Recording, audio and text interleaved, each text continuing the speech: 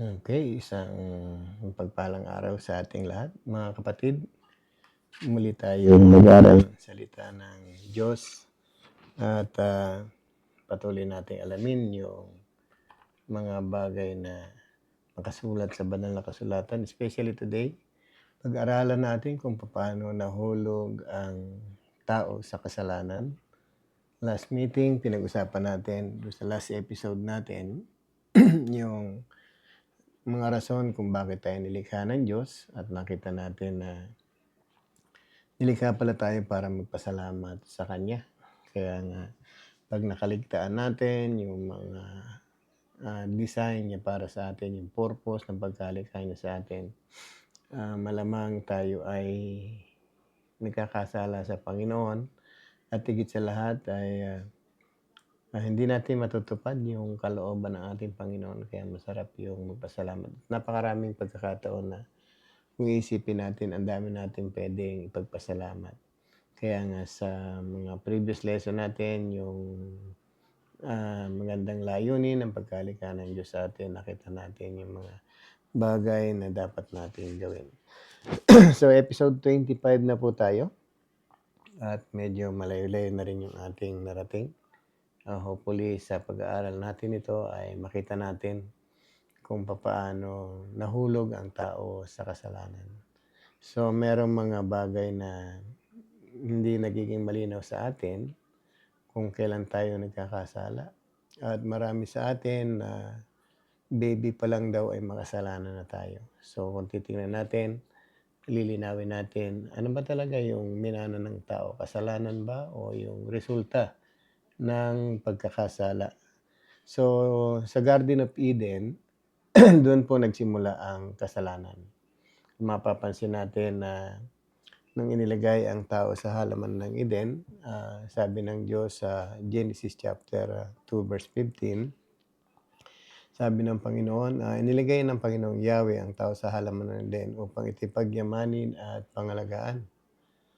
Sinabi niya sa tao, makakain ng alinmang bungang kahoy sa halamanan, maliban sa bungang kahoy na nagbibigay ng kaalaman tungkol sa mabuti at masama. Huwag na huwag mong kakanin ng bungang iyon sapagkat sa araw na kumain ka niyon, ikaw mamamatay ka. So, kung mapansin natin dito, sa pagkalagay ng Diyos sa atin sa halaman ng Eden, binigyan niya tayo ng free will to choose. So, yung 99% na pwede mong gawin, against 1% na hindi mo dapat gawin. So, mapapansin natin dito, sa pagbibigay ng Diyos sa atin, sa pagkalikha ng Diyos sa atin, hindi niya tayo ginawang parang robot. Still, binigyan niya tayo ng kalayaan. Kaya nga sa pamamagitan ng kalayaan na yan, mapapansin natin kung mali yung pagpili natin, ay magkakasala at magkakasala tayo. Kaya nga yung free will dapat in-exercise natin para magamit natin ito sa tama. Kaya nga dito sa sitwasyon na ito, nasa Garden of Eden pa lamang yung mga tao ay nagkasala na sila. Dahil hindi dahil sa ginawa silang makasalanan ng Diyos, kundi pinili nilang maging makasalanan. Kasi sabi rito, makakain mo alinmang puno ng bunga kahoy sa halamanan, maliban sa bunga ng kahoy na nagbibigay ng kaalaman tungkol sa mabuti at masama. So yung choices na binigay sa atin ng Panginoon, hindi niya ginawang mahirap para sa tao. Hindi niya ginawang 50% ng bunga kahoy sa halamanan ay makakain at 50% hindi. So kung titingnan natin dito, binigyan tayo ng grace ng Panginoon. Sa dinami-dami na nilikha niya, isa lang yung bawal. At ito yung kauna-unahang utos ng Diyos sa tao para i-test tayo kung susuway ba ang tao sa Diyos o hindi. So kung titingnan natin yung paglalagay ng Panginoon ng isang bungang kahoy sa halaman, parang isang test sa atin kung talaga bang tayo ay makakasunod sa Diyos o hindi. Kung titingnan natin dito, 99% yung mga pwede mong kainin against doon sa 1% na bawal. Pero yung temptation, minsan hindi natin ma-resist dahil nga merong nanunukso. So, hindi tayo nagkakasala dahil Minsan ay tulad nito sa unang tao pa lang sila pa lang yung magkakasama, dalawa pa lang sila sa Garden of Eden, merong naging sanhi ng pagkakasala nila. So, merong manunukso. Ibig sabihin, dito pumasok yung temptation, dito pumasok yung ah, agent ng diablo para tayo ay magkasala. So, kung titingnan natin, ang original design ng Diyos sa atin ay para sumunod tayo sa Kanya. At sa pamamagitan nga nung mga manunukso, yung manunukso na sa simula pa lang, ang tao po ay nahulog sa kasalanan. So, ito po yung titingnan natin, ano ba yung naging dahilan, bakit tayo ay naging, ang sanlibutan ay naging makasalanan at tayo ay nahulog sa kasalanan. Sino po ba yung ginamit ng diablo para tayo ay magkasala? At ano yung ginamit na pamamaraan ng diablo para magkasala ang isang tao? So kung titingnan natin dito, sabi sa Genesis chapter 3 verse 1, sabi ng banal na kasulatan, ang ahas ang pinakatuso sa lahat ng hayop na nilikha ng Panginoong Yahweh. Isang araw tinanong nito ang babae, totoo bang sinabi ng Diyos na huwag kayong kakain ng anumang bungang kahoy sa halamanan? So kung titingnan natin, ano rito yung ahas na talagang angkop na angkop sa kanya yung ipinangalan ni Adan eh. Sabi nga, ang ahas ang pinakatuso sa lahat ng hayop na nilikha ng Diyos. Pag sinabing tuso, ito yung manlalamang para bang sa ibang ano natin eh, ito yung para bang ayaw magpapatalo, para bang pag sinabing tuso kasi, o yung para bang matalino rin siya. So sobra niyang talino sa ibang aspeto, parang kung titingnan natin, yung mga ahas ay ito yung mga taong laging parang hindi parehas nangaargabyado. Ito yung attitude ng parang traitor sa madalit salita. Ito yung ginamit ng diablo para tuksohin ang tao. So yung ahas mismo, hindi siya yung tumukso sa tao, pero ginawang kasangkapan lang siya para tuksohin ang tao. Kung titingnan natin dito, nagsasalita nga ang ahas eh. So, wala naman tayong nakikitang ahas na nagsasalita, not unless na ito ay kinasangkapan ng isa ring makapangyarihan tulad ng diablo. Kaya nga dito, kung nagsasalita ang ahas ngayon, so parang kakaiba itong nilalang na ito sa lahat ng nilikha ng, ah, ng Diyos. Kaya nga dito, ma-emphasize dito yung sino yung naging instrumento ng diablo para tuksoin yung ahas. Siguro dahil ang pinag-uusapan dito ay puno at ang bungang kahoy, so malamang na ang nasumpungan ng diablo para gamitin niya yung mga nasa puno ring mga hayop tulad ng ahas. Ang sabi rito, isang araw tinanong nito ang babae. So, ito yung pagkakataon na nagkaroon ng panunukso ang diablo. Dumating ang panahon na tinanong niya yung babae. So, mapapansin natin dito, hindi kasali si Adan at babae lang yung na nakatala dito na tinanong niya. So, ang sabi ng ahas, totoo bang sinabi ng Diyos na huwag kayong kakain ng alimang bungang kahoy sa halamanan? So, ang isang tao mapapansin natin dito kung sino nag-iisa ay para ba siyang lagi silang natutokso. Ang purpose ng Panginoon kung bakit binigyan niya tayo ng makakasama ay para wag tayong mag-isa.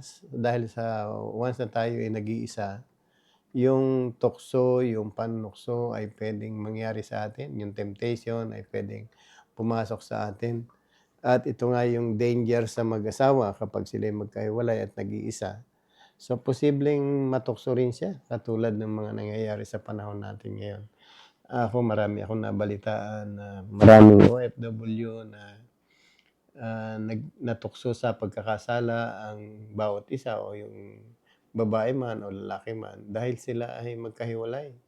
Dito sa Garden of Eden, hindi niya kasama si Adan nung siya'y tinanong nung ahas. At yung tanong ng ahas dito, para bang sinasay-ko niya yung babae kung totoo ba o hindi. Yung bili ng Diyos na wag mong kakanin ang bunga ng punong kahoy na nagbibigay ng tungkol sa kaalaman at mabuti. So parang sinasay ko rito yung babae. At ang babae sabi nga ay sumagot ang babae, sabi niya, "Maaari naming kainin ang anumang bunga ng punong kahoy sa halamanan. Wag lamang ang bunga ng punong kahoy na sa gitna niyon. Sinabi ng Diyos na huwag kaming kakain, ni hihipuin ang bunga nito, at kung kami raw ay kakain nito, ay mamamatay kami." So nakita natin yung answer ni Eva na hindi siya sigurado doon sa instruction ng Diyos sa kanya. So kung mapansin natin dito, merong nadagdag doon sa instruction ng Panginoon at merong word na raw, para bang meron siyang it is confusing word, para bang hindi siya sigurado kasi pag ginamit mo yung word na raw, hindi mo kabisado yung kung tama ba o hindi, kung totoo o hindi yung statement na sinasabi natin. Kaya nga dito, kung mapapansin natin, ang panunukso ay magmumula sa isang manunukso kung bakit tayo nagkakasala. Merong ahente ng pagkakasala. Kaya nga sa pamamagitan ng pag-aaral nito, makikita natin ang sitwasyon ng unang tao, kung ano yung nangyari sa kanya. Tinukso sila bagamat sila'y nasa Garden of Eden.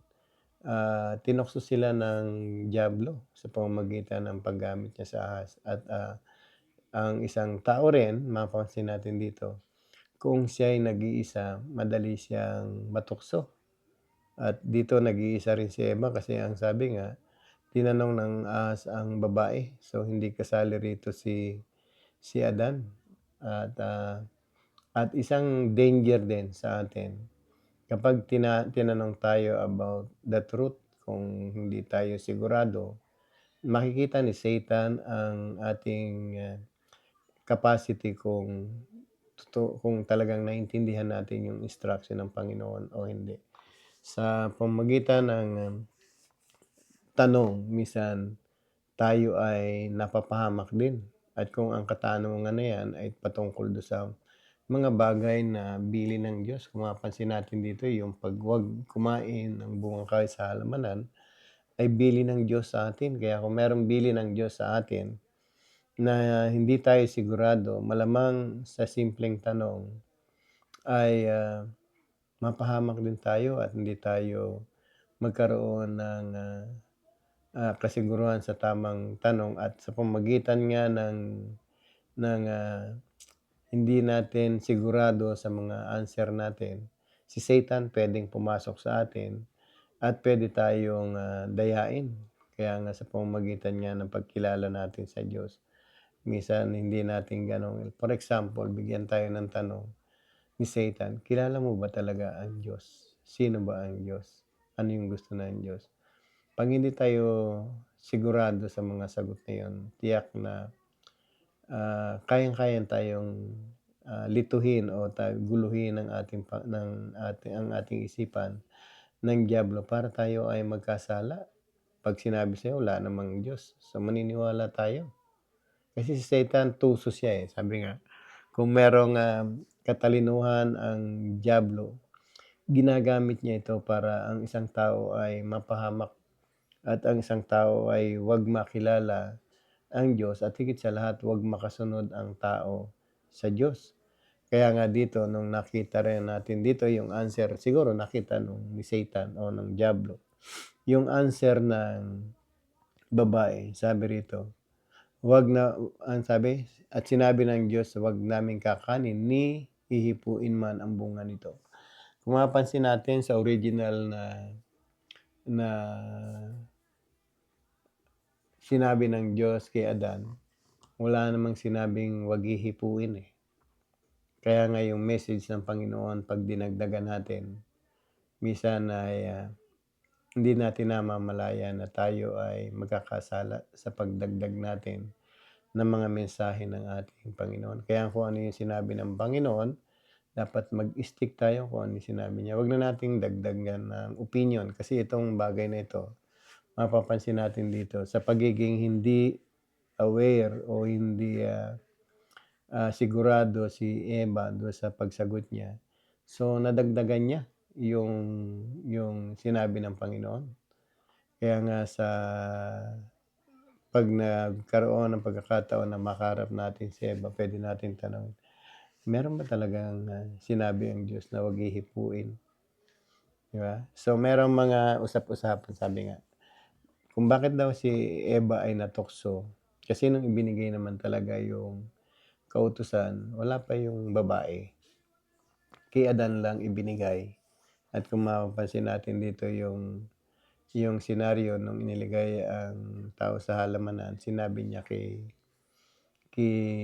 Adan na, "Wag na wag mong kakanin at 'pag kumain ka nun mamamatay ka." So yung message from God galing kay Adan, galing sa Diyos nagpunta kay Adan. At siguro nung inirelay ito ni Adan kay Eva, malamang si Eva ay hindi masyadong attentive sa message ng Panginoon. Or baka naman hindi nasabi ni Adan kaya nagkasala rin si Eva. Pero sinabi naman ni Eva na, sinabi sa amin ng Diyos na makakain namin ang alinmang bunga sa halamanan, wag lamang yung bunga na nagbibigay ng kaalaman tungkol sa mabuti at masama. So kung titingnan natin dito, posibleng na-receive din ni Eva ang, ang message talaga exactly. Kaya lang dumating sa point nung nakaharap niya yung deceiver, yung mandaraya o yung diablo, ay sinay ko siya nito kung talaga bang, alam niya yung message ng Panginoon sa kanya. Kaya nga sa atin kung ibibigay natin sa pagkakataon natin ngayon, tapos na yung panunokso ni Adan, ng diablo kay Eva, sa panahon na tinest siya regarding sa utos ng Diyos, tayo kaya ay makapasa doon sa pagsaiko ng diablo sa atin tungkol sa mga utos ng Diyos? Alam ba natin yung mga pinag-uutos ng Diyos? Kaya nga sa atin 'pag dumating ang temptation sa buhay natin, meron tayong desisyon na hindi natin namamalayan na nagdudulot sa atin ng pagkakasala o mapapahamak tayo. Kaya nga pamamagitan ng example na ito, nakikita natin yung, kung papaano nahuhulog ang tao sa kasalanan. Yung hindi siya sure do sa message ng Panginoon kapag siya ay nag-iisa, at kung daragdagan natin yung message ng Panginoon, at kapag tinanong tayo tungkol sa about the truth, minsan hindi tayo makasagot. So yun yung mga danger ng isang tao kung bakit siya ay mahuhulog sa kasalanan. Kasi yung tempter ay lagi pong nandiyan, umaaligid sa atin. Kaya nga kung tayo ay, nagdaranas ng mga pagsubok, papaano ba dumarating ang pagsubok sa atin para magkasala tayo. Kapag merong, nanunukso sa atin. So ang activity ng diablo sa atin, tuksohin tayo oras-oras o bawat, minuto ng ating buhay. Kasi nga sabi doon sa 1 Peter, sabi nga diyan, chapter 5 verse 8, ang sabi, "Maging handa kayo't magbantay, ang diablo na inyong kaaway ay parang leong umangatungal at aali-aligid na naghahanap ng malalapa." So kung titingnan mo rito, ang warning sa atin ni Peter, laging maging handa tayo at magbantay. Kasi yung diablo na kaaway natin bilang mga Kristiyano ay, sabi ang activities niya parang leon, at alam naman natin na ang trabaho ng leon, walang iba yan, walang trabaho yan kundi magbantay ng kanyang malalapa o masisila. So ganito rin ang trabaho ni Satan. Kaya sa atin, kung tayo ay hindi magiging, handa at hindi tayo nagbabantay, hindi natin binabantayan ang sarili natin, lalo higit sa mga bagay na espiritual. Minsan yung diablo sa paglabas mo pa lang sa pinto, makaka-encounter ka na ng temptation galing sa kanya para ikaw ay Kasi una, kung tayo ay hindi ready sa pagsagot o sa pagkasagot sa kanya, minsan kasi ang diablo ay ginagamit din niya yung salita ng Diyos para ikaw ay mapahamak. Minsan ginamit niya rin ito sa ating Panginoon, yung words of God, yung sabi niya, nasusulat, tumalong ka sa ibabaw ng bata at tumalong ka at sasaluhin ka ng mga anghel. Kasi ang Panginoon din dumanas din ng temptation galing kay Satanas doon sa Matthew chapter 4. Sabi nga, "Gayon mong tinapay ang batong ito." Sabi gano'n. Ibig sabihin, alam ng diablo na ang Panginoon ay gutom at nakaranas din siya ng temptation. Pero napansin natin kung bakit sinabi rito maging handa kayo't magbantay, para hindi tayo matukso nung kalaban. At ang gagamitin natin pangdepensa do'n sa kalaban ay walang iba kundi ang salita ng Diyos. Kasi ang Panginoon nung siya'y tinukso ng 3 beses, ayon sa Matthew chapter 4, sinabi niya nasusulat, puro nasusulat, 'di ba? Kaya nga sa atin kung ano yung instruction ng Panginoon sa atin, dapat alam natin kung paano natin ide-depend yung sarili natin sa pamamagitan ng salita ng Diyos pala, laban sa mga kaaway. Kaya dito nung tinanong si Eva, "Totoo bang, pinagbabawal ng Diyos na kainin niyo ang bungang kahoy sa halamanan?" Sabi ni Eva, "Hindi, sinabi ng Diyos na 'wag namin sinabi ni Eva, 'wag lamang ang bungang puno nasa gitna niyon. Sinabi ng Diyos na 'wag kaming kakain ni hipuin man ang bunga nito. Kung kami raw ay kakain nito, mamamatay daw kami." So, yung consequence, hindi rin sigurado si Eva at hindi rin niya alam na talagang mamamatay siya. Pero ang sinabi kay Adan, walang salang mamamatay ka.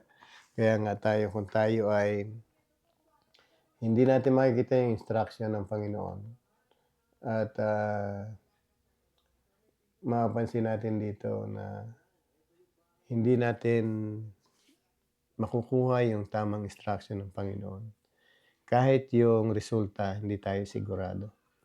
Tulad nung sinabi ni Eva, mamamatay raw kami. Pero sinabi kay Adan, ang sabi, sapagkat sa araw nakainin mo, iyon ay mamamatay ka. So, mapapansin natin dito, the time you eat, sabi ng Panginoon kay Adan, mamamatay ka, you will die. So, hindi sinabing mamamatay kayo kasi wala pa naman dito si Eva talaga. Ang sabi, mamamatay ka. Kaya nga yung instruction na tungkol sa kaparusahan, tungkol sa parusa sa pagkain ng bungang ipinagbabawal, hindi rin sigurado si Eva kasi sabi niya nito, kung kami raw ay kakain nito, mamamatay raw kami. So, kahit yung parusa hindi tayo sigurado. Kaya nga 'pag hindi tayo sigurado sa parusa, tayong mga tao ay para bang okey lang sa atin yung kahit anong klaseng buhay. Hindi natin iniisip yung kaparusahang darating sa atin. Kaya nga ang isang naging, dahilan kung bakit merong kamatayan, dahil nga siguro hindi siguradong mamamatay daw tayo sabi ni Eva. Kaya nga kung dito titingnan natin, bukod sa dinagdagan ni Eva yung message ng Panginoon, hindi rin siya sigurado doon sa magiging outcome ng kanyang pagkain nung bungang kahoy sa halamanan. So, nakita ng diablo na si Eva ay hindi firm do'n sa kanyang sagot at hindi maliwanag sa kanya yung mensahe ng Diyos. Kaya nga dito tinanong, tinanong siya nung ahas. Sabi nung ahas sa verse 4, chapter 3, verse 4, "Ngunit sinabi ng ahas, hindi totoo 'yan, hindi kayo mamamatay." At sinabi lang 'yan ng Diyos sapagkat sabi niya, alam niya kung kakain kayo ng bunga niyon, makakaunawa kayo, kayo'y magiging parang Diyos at malalaman niyo ang mabuti at masama. So kung titingnan natin dito ay sinabi ng ahas kay Eva na hindi totoong mamamatay kayo. Hindi totoo 'yan, hindi kayo mamamatay. So dito, nung kumain talaga si Eva, nakita natin sa istorya, hindi naman talaga sila namatay, kaagad-agad. Pero dumating sa point na, namatay sila dahil sa pagsuway nila sa pagkain ng bungang kahoy na ipinagbabawal. So, ang kamatayan ay pumasok. Kaya nga kung tayo ay hindi tayo nakakarinig ng salita ng Panginoon, ang hindi pumapasok sa ating isipan yung parusang kamatayan. Hindi lamang kamatayang pisikal, kundi kamatayang espiritual at higit yung kamatayang walang hanggan. Kaya nga sa atin, so bakit tayo nag-aaral ng salita ng Diyos? Kasi gusto natin makita yung instruction ng Panginoon. Gusto nating sumunod at higit sa lahat, makaiwas tayo doon sa kamatayang tinutukoy dito. Sabi ng diablo kasi, sabi ng ahas, hindi totoo yan, hindi kayo mamamatay. At napakagaling nung pamamaraan ng diablo rito. At sinabi rin ng diablo doon sa babae, sinabi lang yan ng Diyos sapagkat alam niyang kung kakain kayo ng bunga niyon, makakaunawa kayo. Kayo'y magiging parang Diyos at malalaman niyo kung ano yung mabuti at masama. So, nagkakaroon ngayon ng desire yung babae para subukang kumain. Kasi sinabi sa kanya ng ahas, hindi kayo mamamatay. Pero sinabi ng Diyos, walang salang mamamatay kayo. So, sa madalit salita ay nagsinungaling yung ahas doon sa babae. Nung sinabing hindi kayo mamamatay, hindi yan totoo. At sinabi pa ng ahas na sinabi lang yan ng Diyos sapagkat alam niyang kung kakain kayo ng bunga ito, makakaunawa kayo. So kung titingnan natin ay nakaunawa talaga si Eva. Nakita niya na sila ay hubad. At naisip din niya siguro na kayo magiging parang Diyos. Ang mahalaga kasi yung nakakaunawa ka eh. Pero titingnan natin dito, yung pagkaunawa na yon ay nagsimula lamang sa pagsuway ng tao sa Diyos sa pamamagitan ng pinagbabawal na halaman o yung buong kahoy na hindi dapat kain. Ang sabi kayo magiging parang Diyos at malalaman ninyo ang mabuti at masama.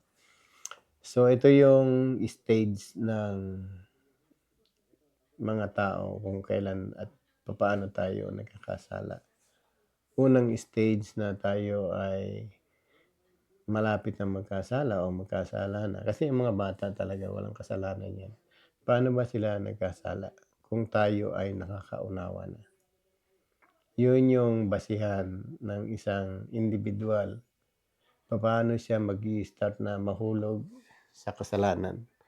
At kung mapapansin natin dito, hindi lang makakaunawa, yung magiging parang Diyos, para bang magkakaroon ka ng authority, magkakaroon ka ng power. At minsan nga, pag naging mayaman tayo, para tayong Diyos na rin. At malalaman nyo ang mabuti at masama. So, nakita natin dito, ganun pala nahuhulog ang tao sa pagkakasala. Kaya nga yung response ni Eva rito, sabi, ang punong kahoy ay napakaganda sa paningin ng babae. Sa palagay niya masarap ang bunga nito. Naisip din niya na kahanga-hanga ang maging marunong. Kaya pumita siya ng bunga nito at kumain nito. Binigyan din niya ang kanyang asawa at kumain din nito. Nagkaroon sila ng unawa pagkatapos kumain noon at noon nalaman nilang sila'y hubad, kaya kumuha sila ng dahon ng igos, pinagtahi-tahi at ginawa nitong pantakip sa katawan. So, nagkaroon talaga ng desire si Eve. Kaya nga sabi, napakaganda sa paningin ng babae ang bunga ng punong kahoy at sa palagay napakasarap ang bunga nito at naisip niya naging marunong. So, meron tatlong rito na sa susunod na episode pag-usapan natin. Ano ba yung sistema ng diablo para tayo ay magkasala? So, nakita natin kung paano nahulog ang tao sa kasalanan at sa susunod titingnan natin yung sistema ng diablo ayon dito sa verse 6 kung paano tayo ano yung ginagamit na pamamaraan ng diablo kung paano tayo nahulog sa kasalanan. So mga kapatid, hanggang sa susunod nating pagkikita-kita, nawa ay meron tayong narinig at natutunan sa araw na ito na alam natin na kapag ang tao ay nag-iisa, kapag merong nanunukso, kapag hindi tayo fully aware kung ano yung message ng Panginoon, sa halip dinagdagan natin ito o hindi tayo sigurado sa mga sinasabi ng Diyos, malamang tayo ay mahuhulog sa kasalanan. At yung stage ng pagkakasala ng isang tao ay nagsisimula kung siya magkakaroon na ng kaunawaan at higit sa lahat yung alam na niya yung mabuti at masama at gusto rin nila na maging makapangyarihan sila tulad ng ating Panginoon.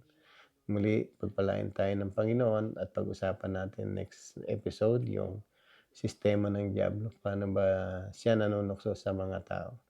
Sumayin niyo ang pagpapala ng Panginoon hanggang sa muling pagkita-kita. God bless po sa inyong lahat.